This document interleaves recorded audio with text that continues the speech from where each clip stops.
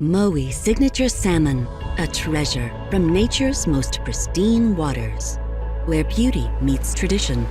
From Norway, where purity flows for miles, and untouched waters are home to pristine life. And from Scotland, with its rushing currents and rugged coasts, Mowi Signature Salmon is fresh and never frozen. From crystal waters to the heart of a great restaurant, from ocean to table, with premium quality guaranteed. Mowi Signature is the new gold standard in salmon in food service. Hi, welcome to ACF Chef's Table webinar series. Thank you for joining today for our webinar on mastering raw seafood.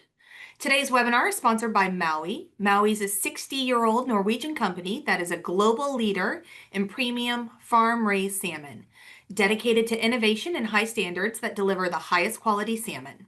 Their premium Mowi signature line, sourced from the pristine waters of Norway and Scotland, is designed for chefs and food service professionals, offering exceptional flavor, consistency, and versatility to elevate menus and create memorable dining experiences. For more information, visit MawiFoodService.com. For those unfamiliar with the American Culinary Federation, the ACF, we're the leading organization for culinary professionals, offering education, certification, competition,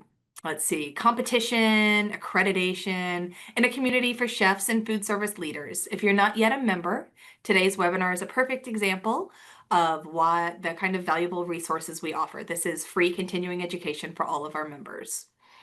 Today we'll be joining Chef Barton Seaver as he guides us through the art and science of serving raw fish. Thank you.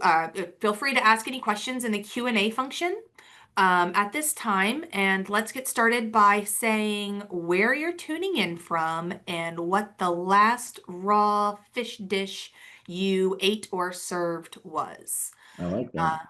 All right. I am JJ Vitale. I'm the Director of Communications here at ACF, and I'm excited to be here with you. So let's meet today's presenter. Barton Seaver is a Maine-based chef, author, and sustainability advocate whose work bridges culinary innovation, ocean conservation, and public health. A National Geographic explorer and U.S. culinary ambassador, he earned acclaim for his eco-conscious restaurant Hook in Washington, D.C. Seaver leads the Seafood That Matters movement, promoting seafood as a solution for climate resilience, nutrition, and economic equity. As a strategic advisor to the Brain Health Initiative and co-instructor of a Harvard course on neuronutrition, he explores the link between diet and cognitive health. Chef Seaver continues to inspire change through education, advocacy, and deep engagement with coastal communities. And at this time, I will pass it over to Chef Barton Seaver. Take it away. Awesome. Well, hey, everybody. I'm so thrilled to be with you today. JJ, thank you for the kind introduction and for the invitation to be part of this. Thanks to Mowi for your support and sponsorship of continuing education programs at ACF. I have long been an admirer and fan of ACF and always thrilled to be invited back into the community here. So as JJ said, I am joining you from the ragged, jagged, delicious coast of Maine today, where I live with my ladyfish and two kid squids on a little saltwater farm about a stone's throw away from the water, where I have access to, well, all things salty, scaled, and shelled that are just wonderful, inspiring of quality. But also, I am so near and dear and close to the community that produces seafood. And that's one of the things that I think we really have an opportunity as chefs to curate, is a conversation about why seafood matters in our world. And as was mentioned in my bio, that is the conversation that I have around seafood, which is not just is it sustainable or not, which is a really great place to start, right? That's a conversation about, well, are we doing harm to the ecosystem through our production of food? But really, let's go beyond that. Sort of seafood that matters. What are we using this sustainable seafood to accomplish? There's so many things that seafood is an answer for, from climate change to public health to economic equity and innovation, food security, food justice, food access. So many wonderful things that we can accomplish through seafood. And that's the conversation that I like to be a part of. In this conversation today, I really want it to be a conversation. So please chime in with questions along the way. I'm going to start off with just a little bit about seafood in general and sort of sustainability, why we should be thinking about seafood as part of our menus, but really also as part of our passion as chefs. And then I'm also going to dive into, of course, the raw seafood and demo up a couple of dishes, one dish, I think, and show off a couple of products from some friends that have been so gracious to share it with me here today. So please throw your questions in alongside there. One other thing that I wanted to mention before we get started is how fortunate I am that book number 9 of mine, book number 9 is coming out next Tuesday.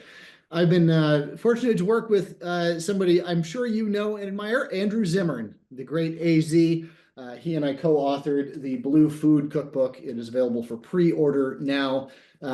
Everything that I'm talking about with you here today is in this book, from our platform of why we think seafood matters, to how we need to be thinking and communicating about seafood, to, of course, 140 delicious recipes to inspire. Andrew, of course, the global explorer, myself, also a global explorer. There's a whole lot of international cuisine in there for you to join, gain inspiration from. So with that, let's dive in. As mentioned, it's National Seafood Month, October, and I hope that you were aware of that, and if so, that you're celebrating it.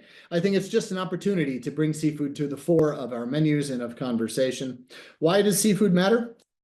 Well, when it comes to sustainability, from a center of the plate protein vantage point, bottom line is seafood has a fin up in the sustainability game as relates to other animal proteins. All too often, we look at seafood sustainability through the blinder lens of, is this fish sustainable or not?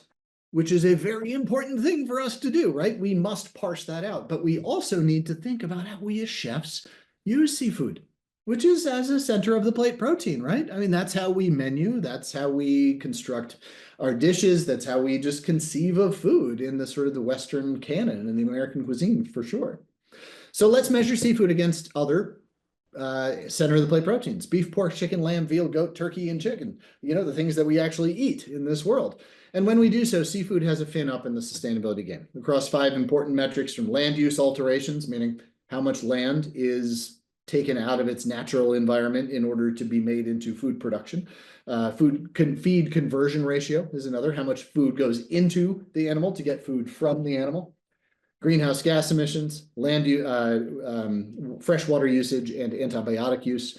Across all of those 5 very important metrics, though sometimes seafood might dip down in its performance across those metrics, bottom line is categorically seafood wins or is on par with the best of land animal proteins. So when it comes to the sustainable option, we need to be thinking that seafood is what's for dinner and championing that in our own ways as chefs, not just reeling off what I just said, but rather taking what I just said and inspiring something that really matters to you, that you're going to pick up as the mantle of, you know, the purpose of seafood in your kitchen, of how seafood matters to you. From a public health standpoint, eating more seafood would just bring radical positive public health outcomes to Americans in particular. If we were to replace red meat in our diet with seafood twice a week, especially those rich in omega-3 fatty acids, from cardiac mortality incidences to macular degeneration in babies, to neurological developmental benefits, to cognitive retention as we age, from weight management to diabetes management to mood disorders management and just mental well-being. I mean, bottom line is seafood, it's what's good for us. And it's not just good for what's the planet, it's good for us too. And when it comes to economic outcomes, I think seafood is just a principal driver of creating a world in which we want to live and cook, not just from a delicious standpoint, but from an equity standpoint. And more on that in other webinars. You can see some of my past archived webinars with ACF as well as with World Chefs that I dive into a lot of this information. So let's dive into raw seafood. So here we go. I'm going to share with you a number of different concepts about raw seafood, some of the safety tips about raw seafood, and also sort of to think about what are we trying to accomplish with raw seafood as chefs and cooks, right? So let's start off with wholesomeness, right? Safety of raw seafood. Now, this can be an issue. Why? Well, because seafood comes to us a lot of it from the wild, meaning we have very little, if any, control over the environment in which it is raised and lives, right? Therefore, it can come with a host of potentially dangerous pathogens, parasites, etc. But guess what? There's ways around that. The best way around that is freezing. Now, the FDA requires that parasites are destroyed. So when seafood is frozen and stored at a temperature of -20 degrees Celsius, -4 Fahrenheit, for a minimum of 7 days, or -31 degrees Fahrenheit for a minimum of 15 hours, or -31 and stored at -4 for a minimum of 24 hours. All of that's complicated, right? Yeah, we'll share with you a link to the FDA guidelines on that, but suffice to say, the only way to guarantee that the quality, the wholesomeness of the frozen of the seafood that we are going to be serving raw is to push it through one of those freezing processes. Now, most of you in your kitchens probably don't have freezers that go down to -34 degrees Celsius, right? So let the experts do the work for you. Now, if the word frozen seafood scares you off, I get it, chef. I get it, right? I came up in the same environments you did with the same biases against frozen seafood. Why? Because, well, it was often poor quality product frozen as a last-ditch effort to keep it from going into the trash can rather than a means to really arrest pristine quality. And also, there's two kinds of freezers in the world, one of which is made to make things frozen. The other is meant to keep things frozen. And when we freeze water, which is the majority of what cells are, cells the majority of what a fish fillet will be, right? The faster we freeze water, the less fractalization and crystallization happens.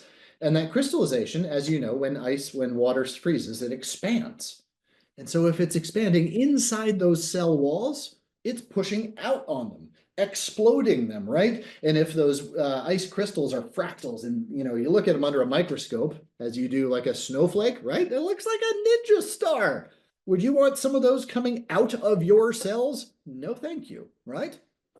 Well, because why? Because they're going to damage your cells, and then once it thaws, you're going to have exudation. Holes in those cellular walls are going to leach out water, moisture, flavor, all of these things. And that's why the the slower you freeze something, the more damage you're doing to it. But if we're freezing it at very low temperatures very quickly, that crystallization process is a lot less, and therefore we end up with a lot less damage. We kill the parasites, and we end up with a product that is of inspiring quality to us. Cool. What else do we get? Well, frozen seafood is also easier to inventory. It's easier to order. Consistency of price is easier. The consistency and quality of product is oftentimes can be greater, so it can be easier to train on for your staff.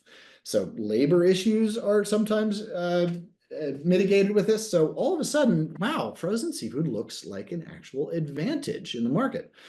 That's not to say that fresh salmon and other things aren't absolutely delicious and qualified and bring all of those same benefits. But just saying, hey chef, if you have a legacy bias against frozen seafood, it's time to think again, to look at new quality products coming out and think maybe this is for me. Another way around parasites is that there are sort of generally regarded as safe species.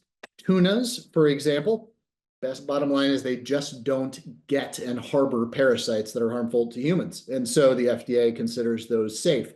You do not have to freeze them. The other way to do that is other species like Atlantic salmon, grown by Maui, grown by my friends at Superior Fresh, farm salmon across the world. You can get a certification that the feed that they are given is parasite-free, and thereby the fish in the end is parasite-free. And so you end up with something that doesn't have to be frozen. That creates a lot of advantages. You just want to ask your purveyor about getting a letter of certification around that regarding as safe. Cool. So that's safety and wholesomeness. Another way to not guarantee safety and wholesomeness, but to pursue safety and wholesomeness is to have really great relationships with your vendors. right? Whether it's sustainability, whether it's quality, whether it's deliciousness, whether it's pricing. The first step you need to make in order to accomplish your goals is to talk to your vendor, right? And guess what? They want you to accomplish your goals too. They are your number one partner when it comes to sustainability, quality, pricing, etc. So really see them as a valuable asset and partner in your journey. So let's talk about quality of raw fish. Obviously, when it's raw, you've got nothing to hide behind unless you're dressing it up with all sorts of stuff all over the top of it with thick, rich sauces and etc. But then I have to ask you, why are you serving the fish raw to begin with if it's just a conveyance of other things into your mouth, right? Raw seafood dishes are about highlighting intrinsic qualities of that fish. You want to eat the subtle, nuanced flavors and textures. You want that gentle fat to melt on your tongue with the heat of your mouth, bringing the whole thing to life, that salt, fragrant glory shining through and coming out blooming on the tongue, right? Woo! That's what we want. So don't muck it up by putting all sorts of stuff on top of it, right?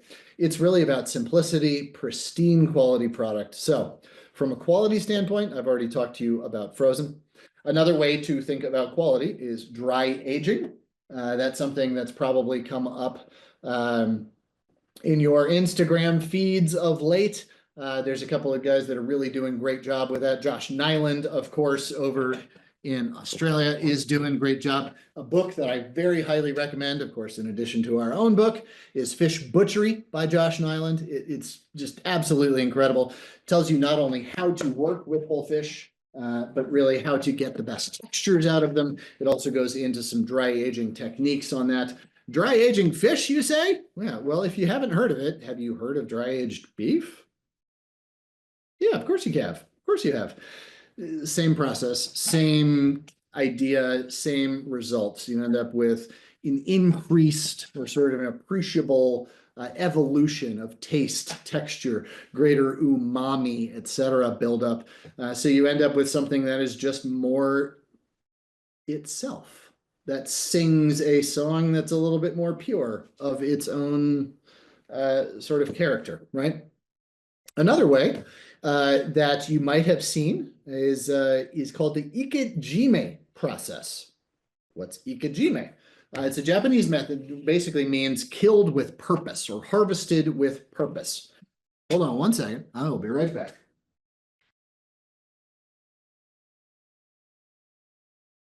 Oop, just spilled a whole lot of ice water on my face. So what I've got here is an ikejime red snapper. Now this comes to us from my friends at Brown Trading Company here in Portland, Maine, a group that I've done a little bit of work with in the past. Really one of the great leaders in quality seafood vendors here in the United States. They're kind of fish vendors to the star chefs, if you will. It's kind of amazing. You walk through their cut room and it is, you look at all the boxes that they're sending out and it's like, oh man, it's all Michelin starred places, most of them 3 stars. But ikejime, killed with purpose, is a means to harvest the animal in a way that respects the animal. It kills them almost immediately. It reduces the suffering, thereby reducing lactic acid buildup, reducing stress hormones, reducing eosinic acids that end up in the flesh. It lengthens the period of rigor mortis, so it's a lot gentler on the flesh. And what you end up with is a texture in the flesh that is quite appreciably different. You end up with greater umami buildup in flavor. So you get sort of more flavor per bite of fish, if you will. You also end up with a greater shelf life. The fish, when it is harvested, is immediately spiked in the brain with the ikejime, I believe, is the name. Forgive me, I don't know the language well, but the brain is immediately spiked, instantly killing the fish. The spinal cord is then severed with a long metal cord that is pushed down through the brainstem and runs through the body.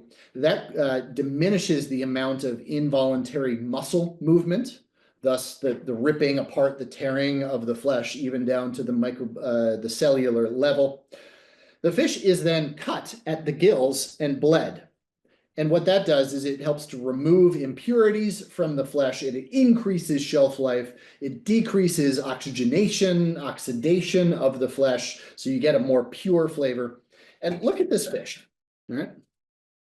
That is about as beautiful of a fish as you would ever hope to see. I mean, honestly, I've been on snapper fishing boats down in the Gulf of Mexico. And the quality of the fish that gets landed in just a vat full of crushed ice sometimes doesn't reach the quality that this is 3 days later, delivered to me in Portland, Maine. This is from Port St. Lucie down in Florida. But look at this. Because each fish is handled individually, and this can happen with snapper, it can happen with grouper, with sheep's head, with mackerel, with cod, with anything, salmon. Any fish can be treated this way, from large tunas to small little mackerels, all the same. What you get is a fish that has been really respected individually. So the quality that you're going to receive is going to be of that very highest and utmost quality. Now, the texture of this fish 3 days in, it's still taut. It is firm. It is beautiful. And if I were to fillet this up for you, which I'm not going to do on screen today, what you end up with is a pearlescence of flesh that stands proud. Once you cut it off the bone, it's just springy, spongy, almost not in texture, but just in its verve and its vivacity, its lift off of the plate. And when you go to cut this, because it has been treated so well, you run your knife on a long, slow bias with a long knife, pulling it all the way through. That flesh it retains its texture so well that you get a lot less ripping and tearing. So you end up with a greater yield of product on your plate. Why? Because you end up with more beautiful slices per fillet, more usable fish per fillet, less bloodline tissue so that you have to cut that out. Why? Because the flavor isn't stronger. All the same. So you get like a better yield out of this. You get a better quality. Do you pay more for it? Of course you do. The more labor that goes into it, the more it's going to cost, right? But the advantages coming out of it are really very sexy. Just full stop, right? And when you can put on your menu that you've got this marquee item, hand harvested, hand selected, hand cared for, hand sliced, and whoo, put down right in front of you. What a really cool thing to be able to say, and what a great thing to jump off your menu. So again, thanks to my friends at Brown Trading Company, Brownwne, Brown with an E, Trading Company, Portland, Maine. Good stuff. Thanks, guys. Thanks, Dan, Jeff. All right. What are some other things? We talked about quality there. Let's talk about what species are good. And also, if you have any questions, man, pop them in there. I'd love this to be more of a conversation because I don't learn a whole lot when I'm just talking, because I'd love to learn from you. So as JJ had asked, what's the most recent dish that you've eaten, a raw fish dish or something that you've served that you're particularly jazzed about? And in fact, what I want to know is how are you chefs incorporating autumn flavors into a crudo, a tartare, a ceviche dish that you've got on your menu right now? Anybody pop up some ideas into the chat there. All right, so what species are good for raw fish? Well, we talked about the safety concerns, the wholesomeness of it. Quality, well, you want a fish that is going to eat well raw, and not all do, to be perfectly honest. Like haddock, for example. Yeah, I love me some haddock, man. You know what? I mean, I have to say that because I'm in Maine. I also want to say that because I really do love the fish, but I have never been compelled to eat raw haddock. It's just not wonderful. In a ceviche, it can be good, but it retains a very firm, taut, snappy texture to it, which can sometimes be a little, not off-putting, but distracting in a way. But a species like fluke, summer flounder, blackback flounders, witchback flounders, those, whoo, man, are they cool. Why? Because the curvature of the flake in them, the knife just glides right through it. And when you put it on the palate, it just melts away when you've cut it right. The flavors bloom really well as soon as they're touched with oxygen. Also fish that pair well with olive oil. are a really great place to start, right? When I am tasting a new fish, and I've got to say that I've been fortunate to taste a whole lot of different species in my life. When I'm trying something new, one of the ways that I do it is I try a piece sauteed in butter and I try a piece sauteed in olive oil, right? There's some species that just sting with olive oil. There's some that just, woo, they go operatic, all sorts of sexy with butter. There's a lot of crossover there, right? It's not either or. Oftentimes it's both, but you get very different personalities out of the fish.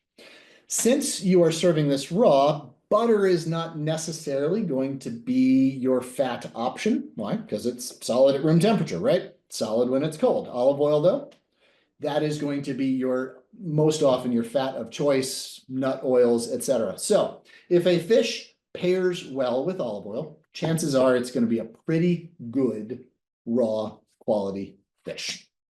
All right. What do we want to talk about when we talk about raw dishes? And I'm not going to talk about sushi here because sushi is, with all due respect, it is an art form. It is a cuisine unto itself. It is worthy of a lifelong learning pursuit. I am not a sushi master. I don't know anything about sushi. I am not the one to stand before experts and talk about sushi. So I'm going to say respect the masters on that. So let's talk about the ways that raw seafood dishes show up in sort of the Western canon, right? Crudo, which you're probably all familiar with, ceviche, and tartare. What makes a good crudo? Would you mind grabbing the cod for me, please? What makes a good crudo is the quality of your raw ingredient. Now, a crudo sort of sets apart from a ceviche in that ceviches often cook the ingredient, or denature the protein through the addition of acid. Tartares are usually very finely chopped and then mixed with a host of other ingredients. And mixed in, right? Like sort of a spicy tuna roll or a beef tartare mixed with mustard and maybe some creme fraiche, the egg yolk sitting on top, the raw red onion and the caper, right? So it's sort of an incorporated dish. Crudo, it's just fish sitting alone on a plate. It's the star. It has a couple of things that just make the fish sing a little bit, but really it's about accentuating the fish rather than using the fish as a platform for other flavors. So another fish that I have here is was sent to me by my friends at Ode Cod. It is a farmed cod out of Norway that I've just been exposed to. Now, cod, I mean, wild cod. I live in Maine, the home of the cod, right? Wild cod will always have a place on our plates, in our hearts, in our cuisine. But farming of cod, cool. I welcome that too. One of the reasons why is that this is a product that can be certified as safe to eat raw. Now, raw cod has always been eaten in the form of salt cod, but that salting process, that desiccation, it's a cured cod in the same way that raw pork is not really recommended to us, right? But hey, give me a country ham any day, right? That's the same process. Salt cod is the country ham of the sea. So it's desiccated. This certified safe, parasite free, because of the purity of the diet and the way that it is farmed. And what I love about this is that it opens up a new category of kind of crudo opportunity for us. Cod has that signature sort of large convex flake to it, those large waves. You know, when you think about a piece of cooked cod, you gently push it with the back of a fork and it just kind of falls apart lovingly, right? Well, that texture is kind of what we are trying to avoid a little bit with the crudo. So what I've done with the crudo is I have salted it just a little bit, not to desiccate it, not to cure it, but to really just firm up the flesh and add a little integrity to it. So I'm going to use my scimitar. Why? Because I don't get to use my scimitar very often, and I was just thinking about it, and I love using my scimitar, and well, hey, it's fun. So I can use that. It's a long, very sharp knife, so a slicing knife, anything works here. Working from tail towards the head is the way that I like to go. You get very nice little thin strips. Okay, and you see that there's not a lot of tearing or ripping, that the fish structure stays together. And that's what we want so that we can put it on a plate with maximum presentation appeal. When you are doing a crudo, you want to make sure that you're not giving them more than one bite at a time, right? You don't want this to be a knife and fork dish. You also don't necessarily want it to be a side of the fork dish where people have to get in there and try and work it apart, right? It is meant to be simple. It is meant to be straightforward. So just little sort of quarter size or just there bigger. When you are doing crudo as well, I am not doing this in practice, but I will say do it in purpose. Do as I say, not as I do, kind of thing. When you slice, the best thing to do is to take it from the knife directly onto the plate. Why? Because the fewer times you touch this, the better. So I laid it out on the cutting board there because I was talking and I got distracted. And I also put it on a white plate, right? So you can't really see that, but it does stand out a little bit.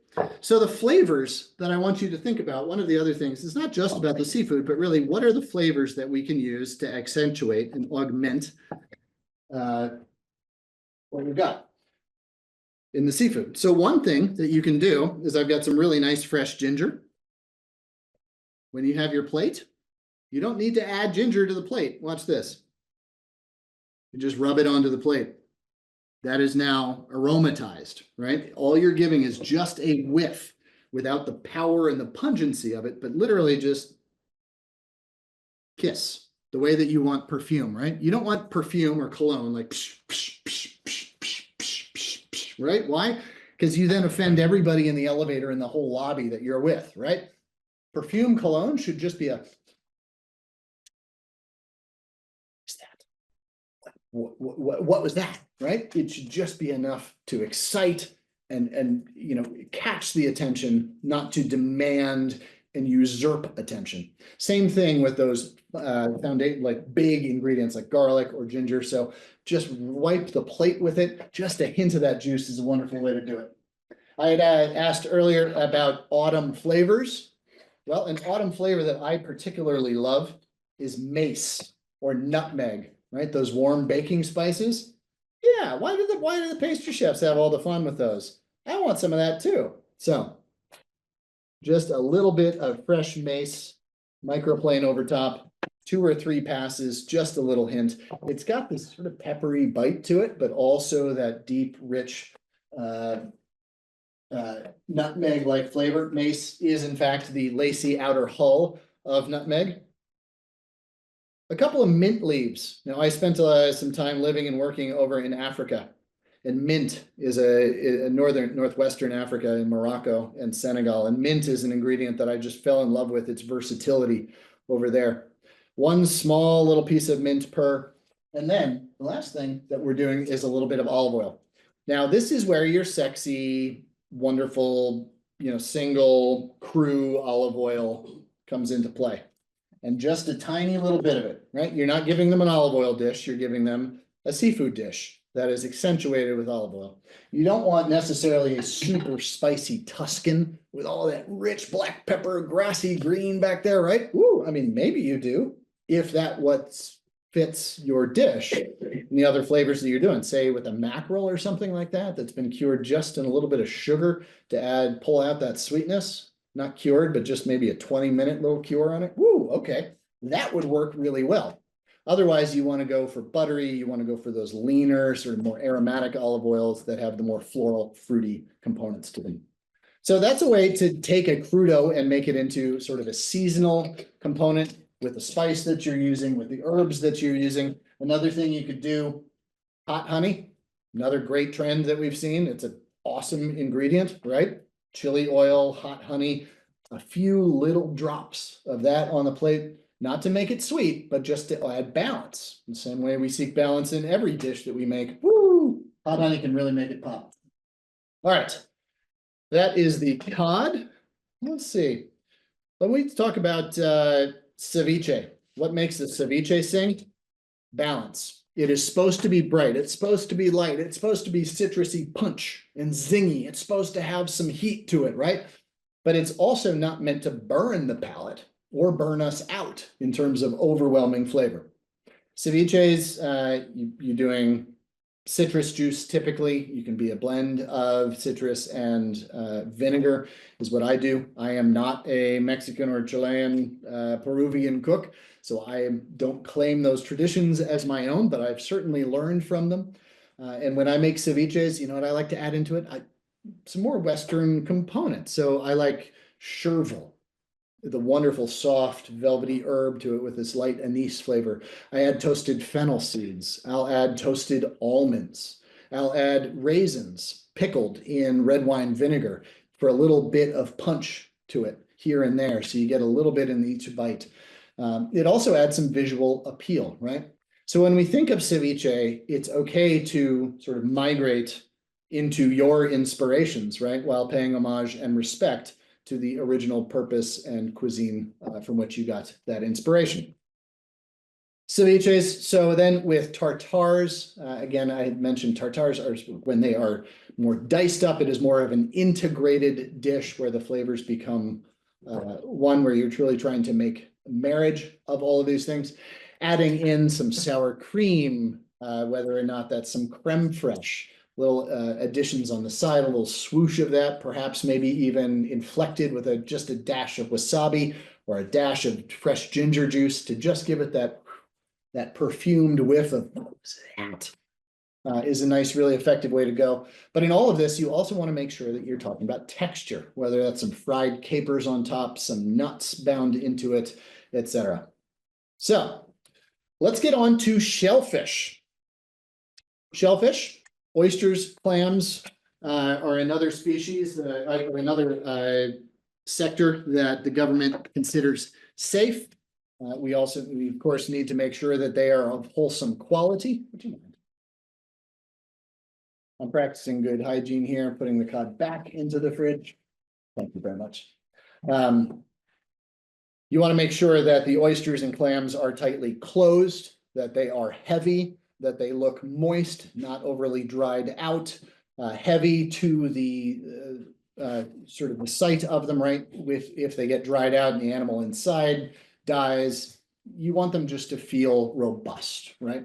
Tightly closed means that that animal is still alive and still in a state of hibernation, holding closed. Good. These are good steps towards maintaining the safety and surety of the product there. Now, when we serve those raw, this is one of those raw seafood dishes that so many people get wrong. Why? Because it's the only food that we serve that comes from inside of a rock, right? And how do we get the food inside of a rock? Well, we take a kind of a prison shank looking tool called an oyster knife, right? And we point it at the rock and we push really hard. Oh man, right? It's one of the most dangerous things that any cook does. I've got plenty of scars to prove it. I'm sure that some of you listening do as well. But the bottom line is we tend to use force. We tend to try and do this too quickly. What we need to do is use leverage, right? It's getting the tool in there, use the tool to work it open, and then slide across, scoop underneath. And when it's done right, it should look like magic. The shell just happened to pop off the top. Now, if you get the raw shellfish right, the next thing that a lot of chefs, I think, screw up is, well, we then put a half a lemon next to it. We then put a giant ramekin of cocktail sauce next to it. We then put a ramekin of mignonette next to that. And guess what? Well, that added about $1.10 of cost to an already expensive plate.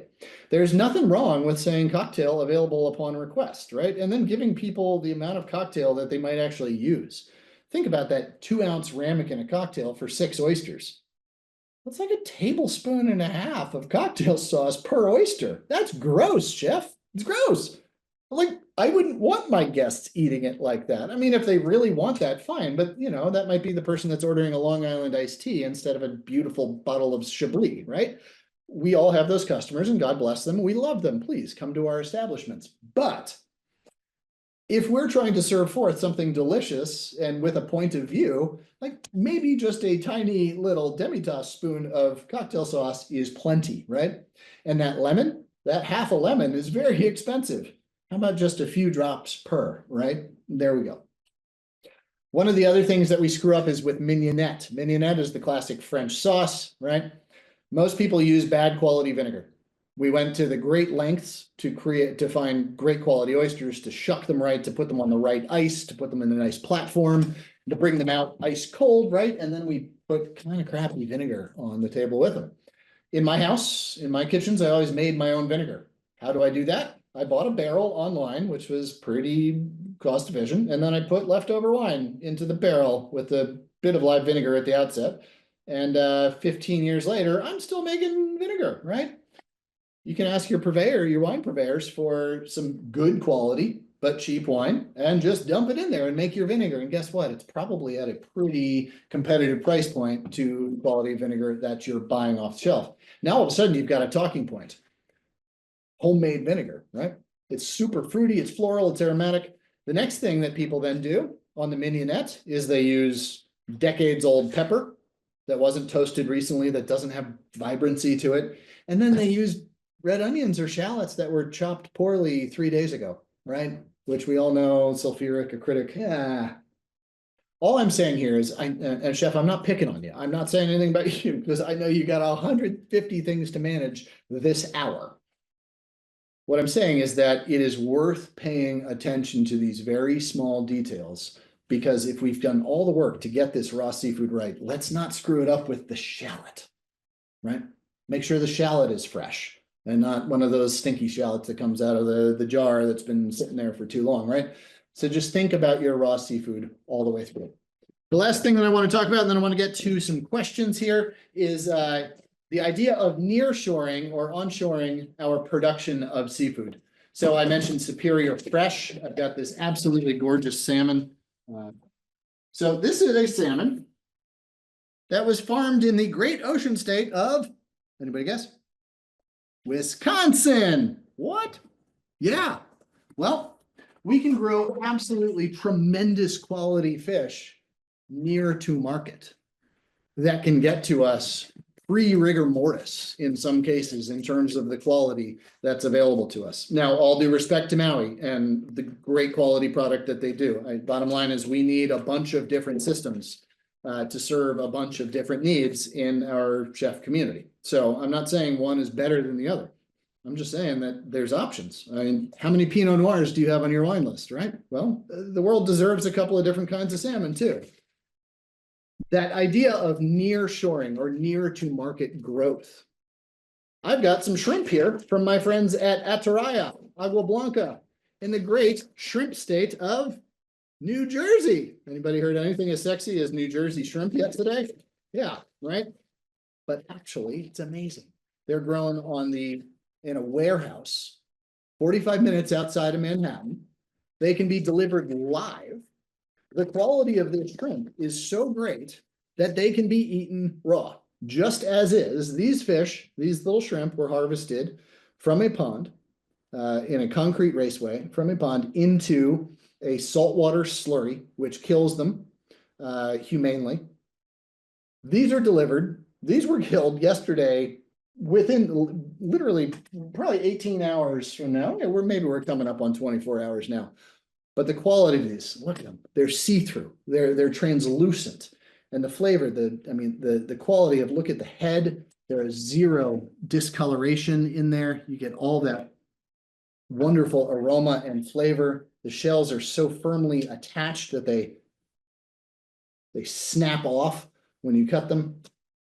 The quality of the flesh in this is just incredible. And yes, I'm using the same knife here.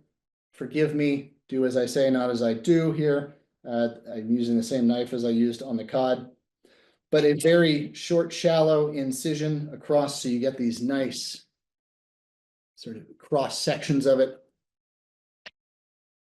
Oh my God, the flavor is just, it's sweet, it's bright, it's vibrant, it just jumps off. And if you were to put this in a aguachile, as they do at one of my favorite Mexican restaurants down in Ciudad called Contramar, in a green chile verde broth, which is just absolutely amazing. Lime, serrano, cilantro pureed together. Woo! I mean, wow. And to have something so incredible that shows off our passion for sustainability, for quality ingredients, for relationships, for allowing for and supporting innovation throughout the supply chain. That is what raw seafood is all about. It becomes an avenue, a marquee avenue for us as chefs to really showcase what we care about, our commitment to quality, wholesomeness, safety, innovation in the supply chain, innovation on the plate. And isn't that what people come to us for, is ultimately the trust that we've built up? And what a way to do that than with products that really open people's eyes to what seafood can be. Cool. With that, let's open it up to questions. We are just about at that time. And if you want any further information on any of these products, I'd be more than happy to give them. Again, check out Maui as well. Maui Food Service, I believe, was there. But thank you to Ode Cod. Thank you to Acaraya Agua Blanca Shrimp. Thank you to Superior Fresh. Thank you to Brown Trading for providing things for me to play with today and tonight. My family is going to be very happy when they come home and find out what's for dinner. JJ. All right. Oh my goodness. Thank you so much for that presentation. That was awesome. So here we're going to go into some questions. First one's going to actually come from me. As many of you know, we put out a trends report here at ACF, and raw seafood was one of our 2025 trends. So Chef, I would like to know, what keeps raw seafood, in your opinion? Why is it, staying trendy, becoming more trendy? Is it that we're seeing it not just as a sushi, but, really across the country, seeing, the different applications? I'd like to hear what you say. I think it's because seafood to most chefs, ask most chefs, like, what's your favorite thing to cook? And they're like, oh, 72-hour short ribs, right? It's the things that we can take long, slow, attentive process to, right? With seafood, it's like, well, put the salmon in the pan, put the salmon in the oven, take the salmon out of the oven, put it on the plate. Cool. It's quick. It's snappy. There's not a whole lot of us in the process. And I think in my closing remarks there, that's what I love about raw seafood, is that it really showcases who we are, how much we care about our ingredients, our supply chains. It just offers us a deeper narrative maybe around seafood. Also, it's new to us. And chefs, I mean, come on, we love messing around with new things and new flavors and new textures and new ingredients and combinations. Of course we do. I think just as charcuterie was the biggest top trend, 15 years ago, which kind of enabled us to be like, oh, wait, we can do more with pork than chops. Yeah, a whole lot more. With seafood, it's kind of like this is a new avenue open to us to explore. Guys like Josh Nyland, Chef Josh Nyland, are really opening our eyes to what we can do with fish butchery, and not just different cuts of fish, but different ways to appreciate how different a fish is from tail to nose, right? And I think that's what it is. And also, people are just so familiar with sushi now that they're willing to express that trust. That just, I mean, people are willing to go to CVS or a Walgreens to buy sushi now. Like, oh, okay, well, my corner restaurant's probably going to have something good for me too. Yeah. All right. So taking it away from the raw seafood for a second, I want to hear more about some of your work in sustainability, especially when it comes to seafood, and what advice you give to chefs who want to work with fish more sustainably. The first place to start is your vendor. The first place to start is to decide that you want more seafood on your menu. A big part of sustainability requires us to get beyond the salmon, shrimp, tuna, scallop, or crab kind of complex, right? I love all of those species. I love them. They belong on our menus. But so does sheep's head. So does various local fish. So does rainbow trout. So many other options. We need to first make space for those, not only on our menus, but also in our pre-shift meetings, at the tableside chat when we go talk to people. That's the first thing I would ask of you to do. It's the second thing is to talk to your vendor. They are your number one resource in learning about the products that are available to you. They're the ones that are going to be able to push you back to source sites for greater information. And then, of course, there's the Monterey Bay Aquarium Seafood Watch Program. There's Marine Stewardship Council, Aquaculture Stewardship Council, Best Aquaculture Practices. So MBA, MBA, YMCA, SEBAP. That's what I call the alphabet chowder. Those are the tools that we as chefs can use, that we can lean on to ensure that once we've decided to put more seafood onto our menus more often, that we can do so with good conscience. Awesome. All right, for the new cookbook you have coming out in less than a week, what was the goal you and Andrew Zimmern had in mind when creating this book? What are you hoping chefs take away from it? Tell us about the name of it. Let's hear about it. So, blue food. This is a term that the United Nations coined in order to kind of get the conversation away from seafood just as a commodity product on the plate in front of you, to being a conversation about what we can accomplish with seafood. So economic equity, climate change, sustainable protein, economic development, all of these things, right? And so blue food is a conversation that begs us to look at seafood anew. And what Andrew and I wanted to do with this, and borrowing the United Nations terminology of blue food, is to say, hey, chefs, I know you've heard a lot of bad about seafood. I get it. There's a lot of negative headlines out there, and there's a lot that's going really wrong with seafood. And a lot of that is true, right? But those are not the only headlines worth writing. And those are not the only headlines that we need to pay attention to. What we're not seeing, what we're not hearing, what we are not communicating forward is all that's going right with seafood. And Andrew and I, in our, global explorations and how deeply salted in seasoning we are with our time spent upon oceans and in communities, we want you, chef, we want to give you permission to fall in love with seafood, to have confidence and competence in not only the ingredient category, but in what seafood represents and what it means, how it matters, and how you can adopt seafood as your tool to accomplish things that matter to you, chef. This is not only our love letter to the ingredient category, it is our offer of permission to you to fall in love with it. Oh, love that. All right, so back to the seafood. I did get a question from one of our chefs. Chef, are there any freshwater fish species that are used for raw application? Does the saltwater minimize the parasite possibilities? Generally, I stay away from raw freshwater things. This is a non-scientific answer, but more of an anecdotal thing, is that I am freshwater with a hint of salt in me, right? Things that grow in freshwater are used to trying to kill me. In fact, I ended up with a parasite from eating a freshwater crustacean that cost me dearly. In fact, it cost me my entire right lung to a parasitic infection. So do not eat raw freshwater shellfish. Just don't do that. I am living proof of why you shouldn't.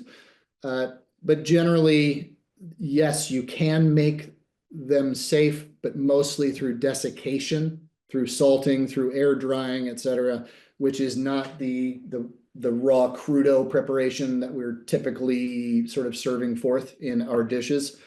So generally best avoided. All right. Well, I am not seeing any more questions. So if anyone's got one, this is your last. While I am closing this out, go ahead. With Well, that, I want you. Yeah. I've got a couple of resources, if I might share. Yeah, please. So, and I'm not just trying to sell you my books here, but I've written a lot about this topic. So a book I would very much encourage you to get is American Seafood. This is not a cookbook. It is a history of the American seafood industry as told through a narrative culinary and anthropological sketch of every species landed in the US, and a deep historical treatise on curing. So we talked about sort of raw, but I mentioned cured. Before refrigeration, before freezing, we had salt, we had air, and we had time in order to take advantage of the bounty of the catch. That is something that we as chefs, I think, deserve and should explore in the same way that we have explored charcuterie and gotten passionate about that. The realm of smoking, curing fish is epically deep. And there's all sorts of old pamphlets. You go online, the Library of Congress, if you looked up smoked fish recipes, wow, what a rabbit hole that is. I also mentioned the Fish Butchery book by Josh Nyland. I showed that one earlier. Another one is from the Japanese Culinary Academy, their complete Japanese cuisine series is Mokita. This is their fish cutting technique booklet, which is mind-blowing in its detail of how many different species and how many different cuts. Yes, it's sort of oriented towards sushi, but it translates into everything that we want to do and what we want to see as seafood as Western chefs as well. So check that one out as well. Awesome. Cool. Okay, so other things for you guys to be on the lookout. We will send an email with a post-webinar survey, which will include the recording, link to the survey for your continuing education hours, upcoming webinars, and additional resources like some of the ones we just mentioned. If you don't want to wait to take your CEH survey, you can just stick around to the end of the webinar and it should directly send you that way. We do hope you will join us next month on November 5th as Rabbi Nusen Dubin presents Kosher 101 for hospitality professionals. Then on November 19th, Vitamix will be presenting on food service trends and immersion solutions. Visit the media tab on acfchefs.org to register for upcoming events. On behalf of ACF National Office, thank you again, Chef Barton Seaver. Thank you to everyone that tuned in. And we will see you next time. Have a good one. Appreciate y'all.